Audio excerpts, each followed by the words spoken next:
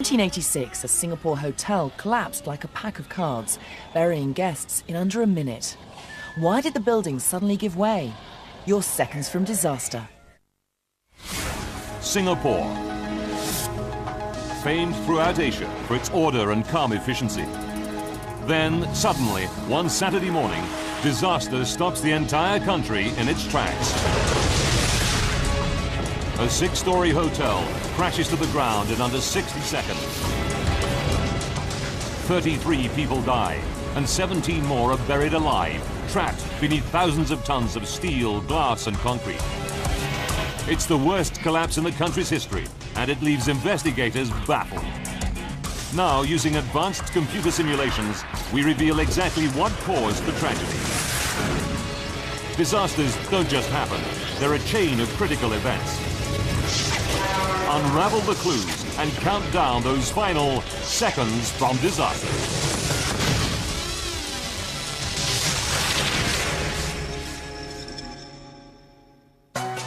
Asia, Singapore. Over 4 million people live crammed in a country the size of New York City. It's a dynamic, vibrant place that attracts people from all over the region and beyond, striving to make a better life for themselves in this English-speaking island of opportunity. Downtown, tower blocks soar into the sky as architects struggle to maximize the limited space. Much of it land reclaimed from swamp and sea. Even below ground, the city is teeming with activity as Singapore expands at breathtaking pace.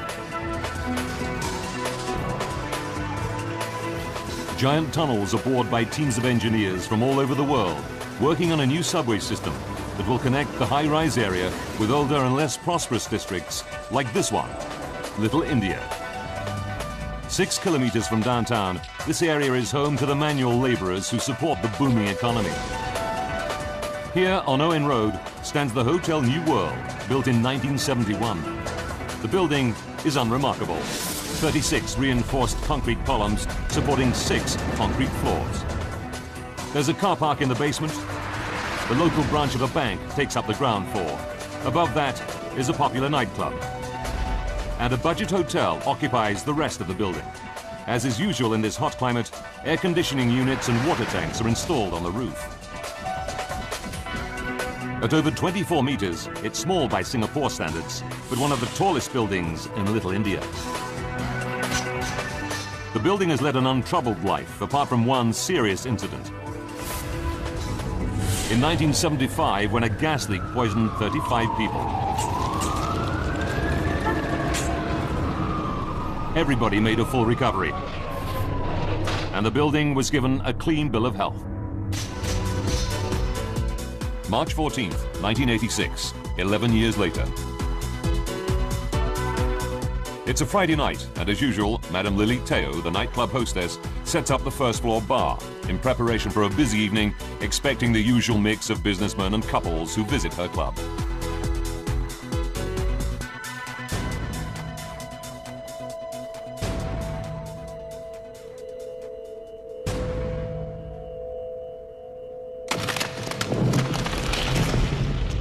She's startled to see that a column on the dance floor has cracked. The time is 7 p.m.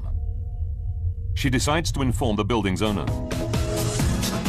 Shortly afterwards, with the nightclub now open, a couple of workmen start repairing the damage.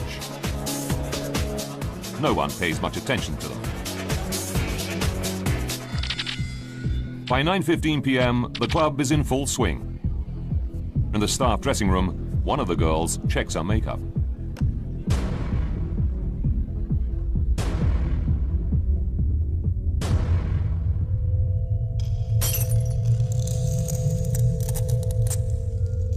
In Singapore, like most countries around the world, a broken mirror is a symbol of bad luck. But it's the end of the working week, and everyone in the nightclub is too busy having a good time to worry about silly superstitions.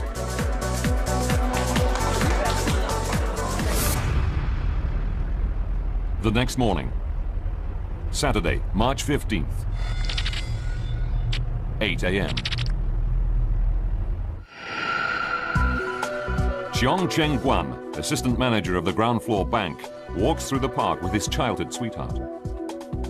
They were married 3 months ago, but he's been working so hard they haven't had time for their honeymoon yet.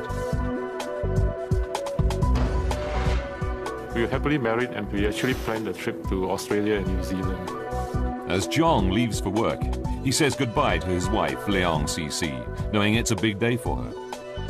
She's taking an important exam. I was having my final exam for a diploma. Cheong and I had planned to meet in the afternoon. As it's a Saturday, the bank will close at lunchtime, and the couple are planning on spending the rest of the day walking hand in hand through Singapore's busy streets. I was looking forward to Saturday afternoon after work, and then usually we will go out. 17 people work in the bank. It's a close, friendly team. As is common in Singapore, they take great pride in providing their customers with efficient service.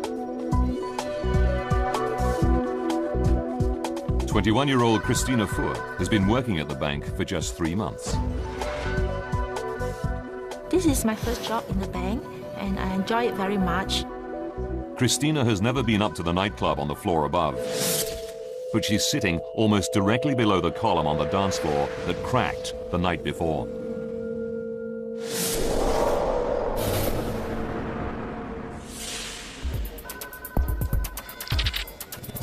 10:10 a.m. A customer comes into the bank. She's out of breath, saying there's a problem in the basement car park. Debris is falling down. The customer told us that the bank is going to collapse. Cheong stays in the bank whilst Christina and a colleague rush down to the basement to investigate.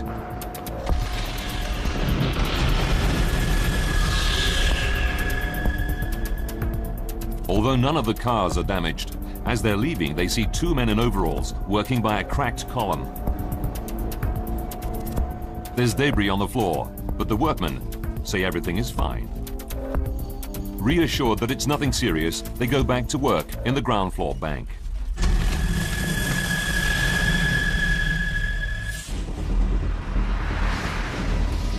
The 2 floors above, in the hotel reception, staff see cracks and fissures spreading across the wall.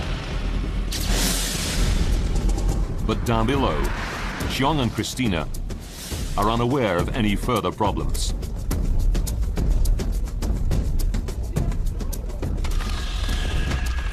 Throughout the building, vital supporting walls and pillars are starting to fracture. The Hotel New World is on the brink of collapse. Something extraordinary is happening within an unremarkable building in Singapore's Little India. Cracks are spreading throughout the walls and supporting columns. But in the bank on the ground floor, assistant manager Cheong is oblivious. He's wondering how his wife Cece has done in her exam. I wanted to see how she fared during the exam. It's 11:22 a.m. Further back, Christina is finishing off the week's work when she's startled by a sound. It's falling debris. I actually did not know what's happening. And now she starts to feel vibrations all around her. We can feel the floor is shaking. 11:26 a.m. Now the whole building is starting to shake uncontrollably. Pillars are cracking. Walls are giving way.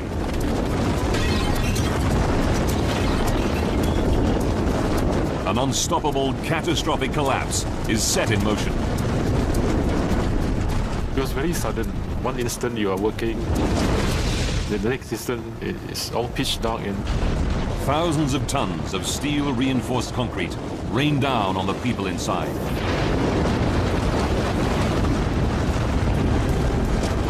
In one terrifying minute, the Hotel New World suffers total structural failure.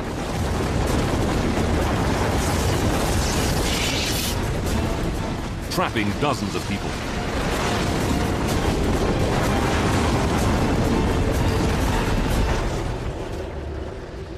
What was once a local landmark and a place of work is now just a huge mound of rubble, surrounded by an enormous cloud of dust, visible for kilometers around.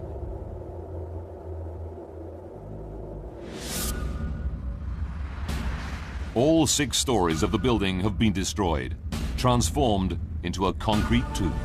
Christina, Chong, and other bank staff are buried at the very bottom of the building rubble, in the pitch-black basement car park. We couldn't see anything, we couldn't hear anything. We couldn't even see our hand. Chong can't see his colleague Christina, even though she's just a meter or two away, pinned down by massive concrete slabs. I was just like laying in a coffin. I couldn't move at all. Back on the surface, it's a scene of total devastation. News crews film local people frantically clambering onto the wreckage.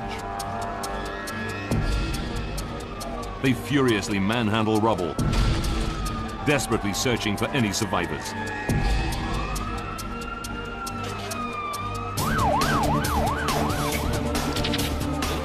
at 11:35 a.m.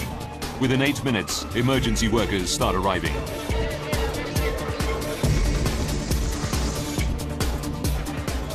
Singapore's top military medic, Dr. Lim Meng Kin, rushes to help. He's stunned by the scale of this unprecedented catastrophe. This is the biggest disaster since World War II. The terrible news is spreading to grief-stricken relatives who mingle amongst the crowds of stunned onlookers. It's a scene of total bewilderment and rising dread. Around noon, over half an hour into the disaster, Cheong's wife, Cici, arrives and realizes that her husband is buried somewhere inside the mountain of rubble. She has no way of knowing whether he's dead or alive.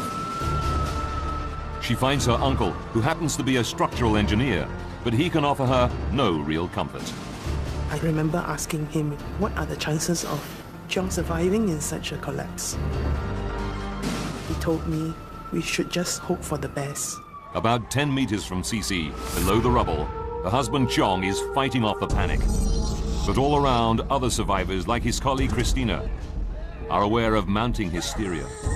I can hear a lot of people crying. They was asking for help. Some of them was screaming, and some of them was crying in pain. Some of the survivors are badly injured, but Assistant Manager Cheong is determined to keep everyone calm. I thought just a matter of time, people will come to rescue us, you see.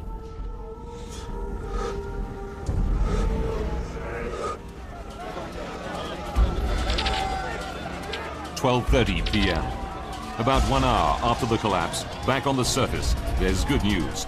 The rescue teams find a survivor, a tourist, who was staying on the top floors of the hotel. Shortly afterwards, they haul a second survivor, a local shopkeeper, from the hotel debris.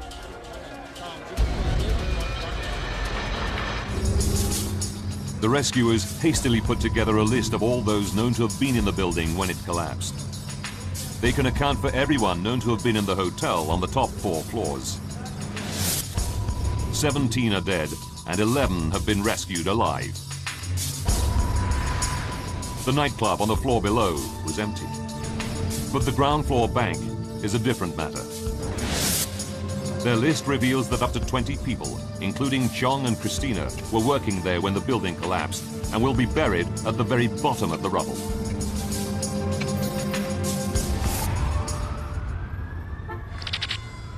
(11:30 p.m.) 12 hours after the disaster, the rescue teams are working through the night trying to reach the bank. Heavy machinery hauls huge slabs of debris away from the top. But the rubble is very unstable and shifts dangerously.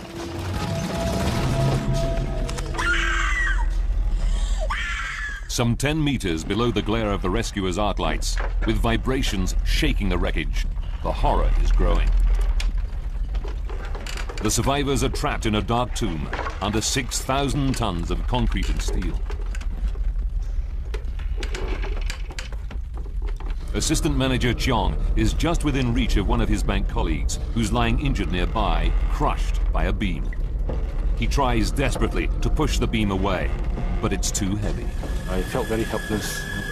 Your colleague is here, dying, and then you can't do anything at all. That was bad. Cheong realizes his efforts are in vain.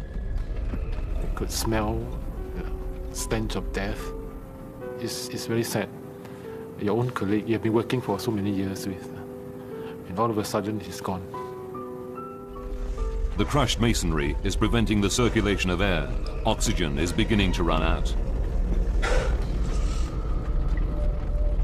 Just a meter or two from Cheong, Christina is becoming desperate. I was thinking I'm still very young. I still got lots of things to do. And I'm not married yet. I can't just die like that.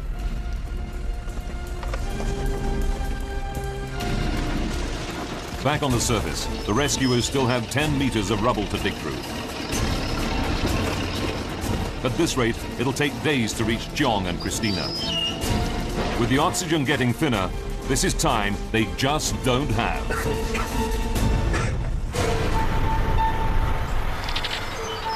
Midnight. Half a day has passed since the collapse of Singapore's Hotel New World building. Only 11 people have been pulled alive from the rubble. Christina and Cheong are trapped deep in the basement car park.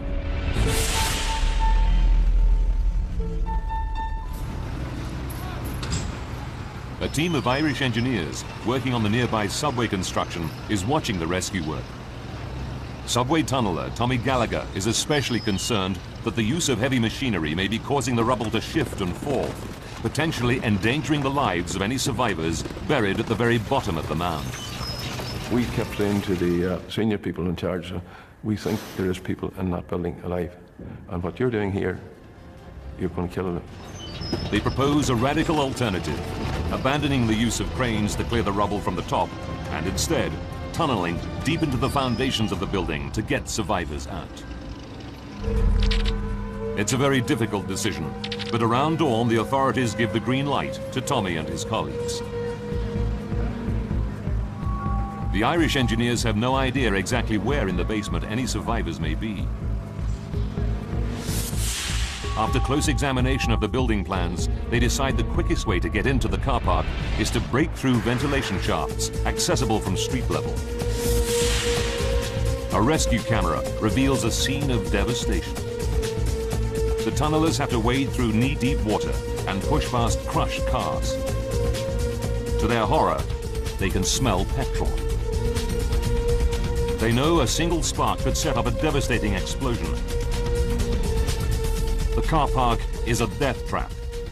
That's what we were worried about. Any spark of a machinery would... The subway engineers have an agonizing wait whilst the water and petrol are pumped out. Then they start hacking a makeshift tunnel through the debris, using small hydraulic jacks to support the thousands of tons of rubble above. Sunday, 7 p.m. It takes 7 hours to tunnel 9 meters. The ground's so unstable above us, everything, we were just taking a chance, like. Then their worst fears are realized. It started to close in on us.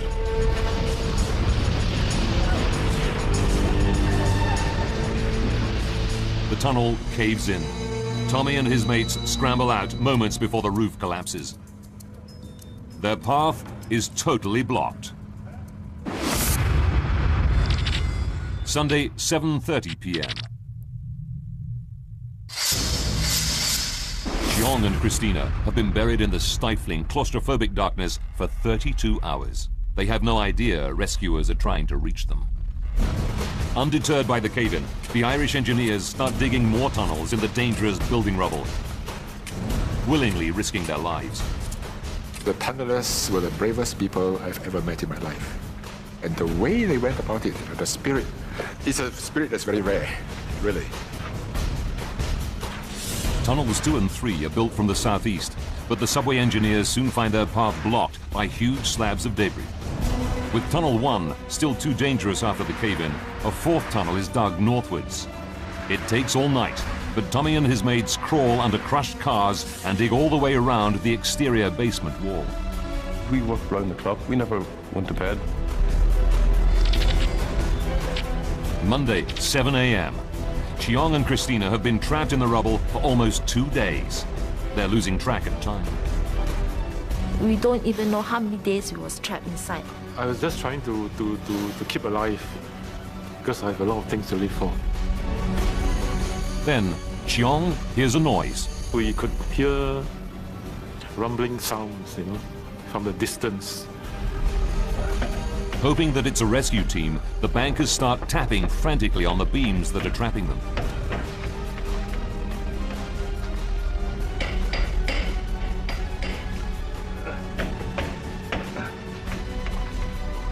Hello! I'm here! Down here! Where? Come and get you! We was very happy to know where we are. The tunnelers crawl ever closer to Cheong and Christina. They feel they're on the verge of reaching them, but they face one last obstacle. And all of a sudden we had a metre square concrete beam and it was right in front of us. We headed smack on. So they were on the other side of that. They have no idea where in the building the beam came from, but they're desperately concerned that it's helping to support the weight of the collapsed building above them. 6,000 tons of rubble are balanced delicately above the heads of Christina, Cheong, and now the tunnelers. It's noon on Monday, 2 days into the disaster. The rescue workers decide they have no choice except to break through the huge concrete beam. Dr. Lim joins them, ready for any emergency. You don't think of the danger. There's somebody at the end of the tunnel and you want to reach that person. The tunnelers' drills carve through the concrete surprisingly fast. A few meters away, in the darkness, Cheong hears the drilling getting louder. They keep asking me, can you see a light? Can you see a light? Finally, I could see there's a chink of light from somewhere. Soon, Cheong is able to see the rescuers just the other side of the hole. The tunnelers are terrified that they may have cut through a major supporting beam.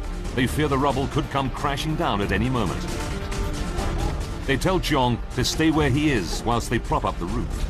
I said, no thank you, I'm coming out. Cheong cannot bear to stay another moment in the darkness. He scrambles towards safety. We just ran. I said, I don't blame you either because he thought he would never come out of there alive, he said.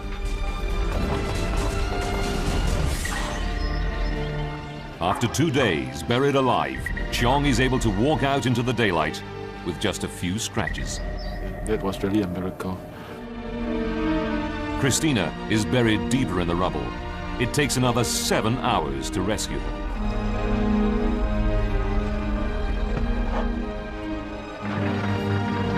Dr. Lim leads Christina away on a stretcher. Later examinations reveal her only injury is a black eye. I feel just like a hero or something like that. Cheong and his wife Cece are finally reunited at the hospital. It was such a moment of joy, such great joy. You just feel that life is very fragile. Anytime it can be taken away from you, and you just live. Thanks to the pioneering use of tunnels to dig into the very deepest parts of the rubble, 6 more survivors are ultimately pulled alive from the wreck of Hotel New World. In all, 17 people have been saved. But 33 have lost their lives. Now, by rewinding the events of that fateful day, and by going deep into the investigation, we can reveal what really happened to the Hotel New World. Advanced computer simulation will take us where no camera can go, into the heart of the disaster zone. A commission of inquiry will be appointed to seek answers to the many questions raised in this, the worst building disaster in Singapore. The investigation team includes Terry Hume, a structural engineer based in Singapore. He has decades of experience in major building construction. Hume visits the site within hours of the collapse and is shocked by what he sees. The first impression was that the whole collapse must have been very rapid, and the whole building must have collapsed at the same time. It was clearly something unusual. In a city like Singapore, it's everyone's worst nightmare. Similar buildings are everywhere, and much taller structures soar skywards all across the island. The investigators need to find out why the Hotel New World collapsed, and fast. How did a 6-story reinforced concrete building collapse in fewer than 60 seconds? Until the investigators find out, the lives of millions who live and work in similar structures throughout Singapore could be at risk. The team interviews locals who remember that 10 years earlier, a gas leak knocked out 35 people at the hotel site. Could gas have escaped again, causing an explosion? Or worse, could there have been a bomb?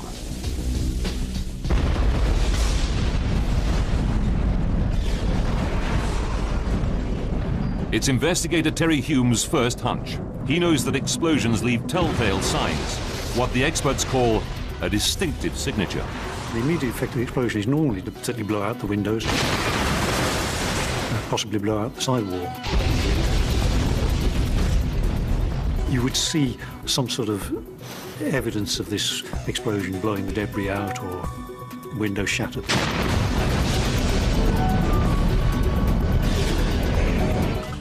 But the unique marks of an explosion, shattered glass and crushed rubble, blown hundreds of meters from the disaster site, simply do not exist.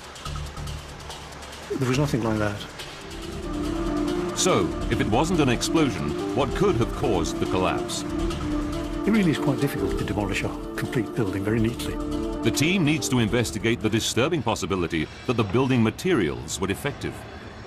This is the wall here. They interview the Irish tunnellers and learn that some of the concrete was so soft, their drills went through it like butter. Could it be that the concrete was badly mixed in the first place, undermining the strength of the building? With millions of lives depending on similar materials throughout the city, it's an horrific thought. The team takes 240 concrete core samples to one of Singapore's top laboratories. Of these, 80 are quickly dismissed as being unusable, unsuitable for testing. The scientists examine the remaining 160 cores to see whether the correct ratio of sand, stones, and cement was used. Then they perform concrete strength tests on them.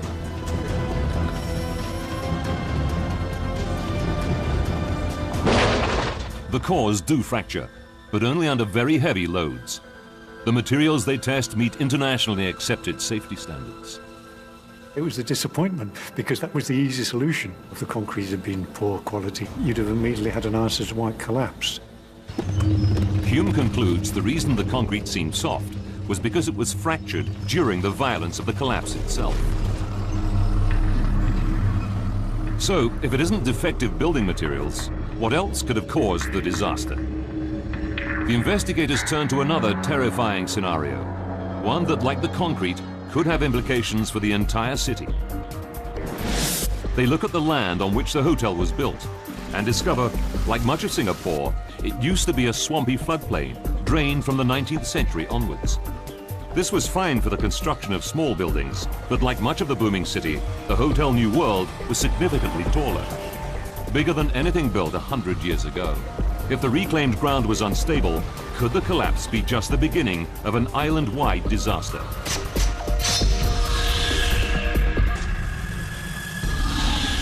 The first step is for the investigators to examine the surviving basement walls. If the foundations had moved in the unstable ground, these should show evidence of catastrophic cracks. Intriguingly, they find nothing. To make sure, they analyze the composition of the soil. The team drilled deep into the ground to take samples. leaving nothing to chance. They also test the strength of parts of the foundations that survived. Finally, after weeks of work, the results come through.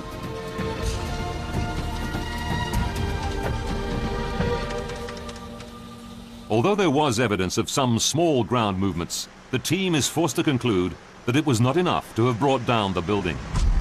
It became clear that there hadn't been a failure in the foundations. They were quite reasonably well constructed. With yet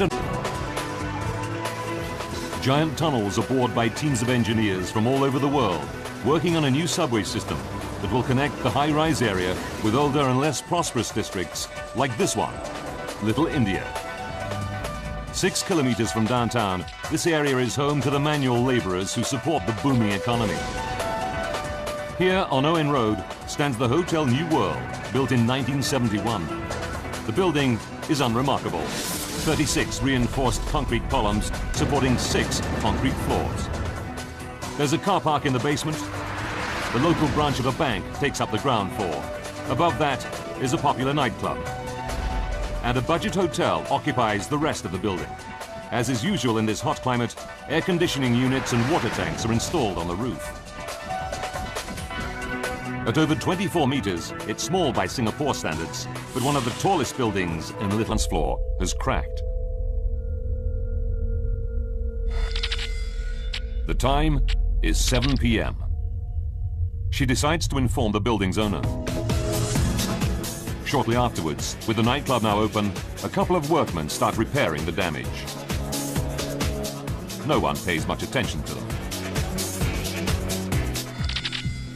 By 9:15 p.m., the club is in full swing.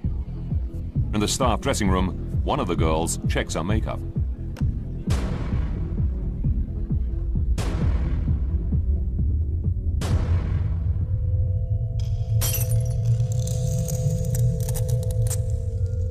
In Singapore, like most countries around the world, a broken mirror is a symbol of bad luck. But it's the end of the working week, and everyone in the nightclub is too busy having a good time to worry about unravel the clues and count down those final seconds from disaster.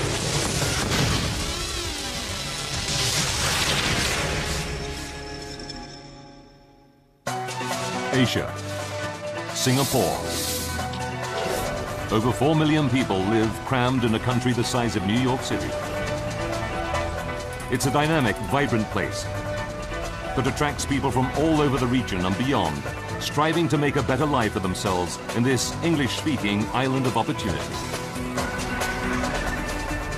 Downtown, tower blocks soar into the sky as architects struggle to maximize the limited space. Much of it land reclaimed from swamp and sea. Even below ground, the city is teeming with activity as Singapore expands at breathtaking pace. India. The building has led an untroubled life, apart from one serious incident. In 1975, when a gas leak poisoned 35 people. Everybody made a full recovery, and the building was given a clean bill of health.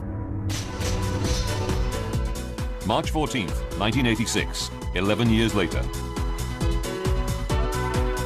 It's a Friday night, and as usual, Madame Lily Teo, the nightclub hostess, sets up the first floor bar in preparation for a busy evening, expecting the usual mix of businessmen and couples who visit her club.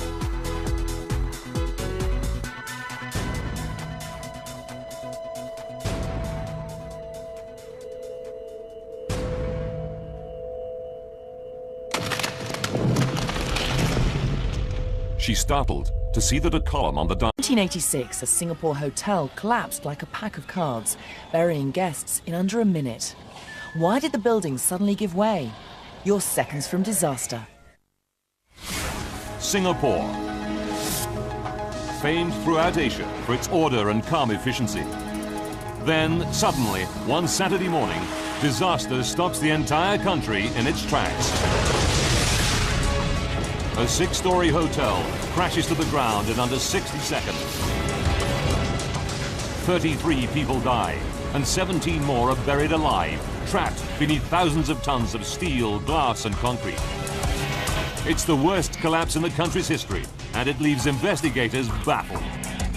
Now, using advanced computer simulations, we reveal exactly what caused the tragedy.